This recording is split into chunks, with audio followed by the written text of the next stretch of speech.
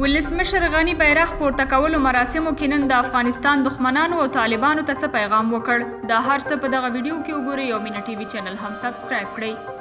ولسمشر وویل د افغانستان بیرغ زموږ د وقار، عزت، یووالي او مساوات بیرغ دی. اشرف غني نن مازدیګر د افغانستان بیرغ له پورته کولو وروسته د بیرغ ملي ورځې په مناسبت ځانګړو مراسمو کې وینا هم وکړه.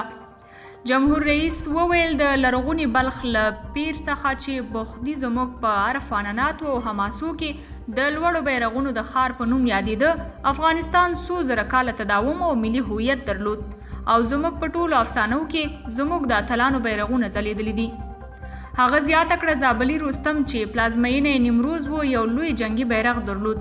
احمد شاه بابا او زموږ د تاریخ نور اتلانو په بیلابیلو دورو کې له بیرغ سره وځلیدل او په لرغوني بلخ کې د مولا علي جنډې د مبارکۍ عنعنې تکرار زموږ له لوړو اسلامي ارزښتونو څخه دی.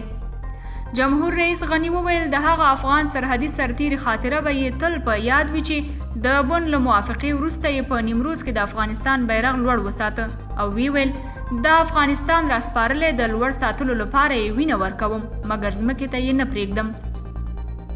د هیواد جمهور رئیس وویل ملالۍ دا بیرغ په میوند کې اوچت کړ.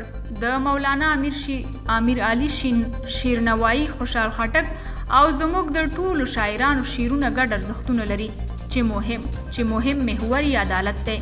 دا مشترک فکر او لیدلوری د ګډ هویت استازولي کوي.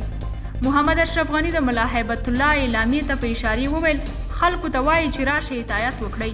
ما غوښتل ځواب ورکړم مګر زما ځواب نن د افغانستان ولس ورکړ او د هیواد په ګوټ ګوټ کې نن دا بیرغ ځلیږي. دا زموږ د وقار، عزت، یووالي او مساوات بیرغ دی.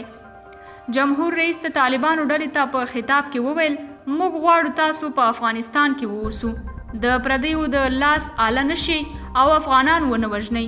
د افغانانو په وژلو کې به څه حیثیت او ویاړ وي، راشئ دا وطن سمسور کړئ. قدرمنو کتونکو، تاسو د ولسمشر غني د خبرو په اړه څه نظر لرئ؟ خپل نظریات مو په کمنټ کې ولیکئ او د نورو ویډیوګانو لپاره مینه یوټیوب چینل ضرور سبسکرایب کړئ.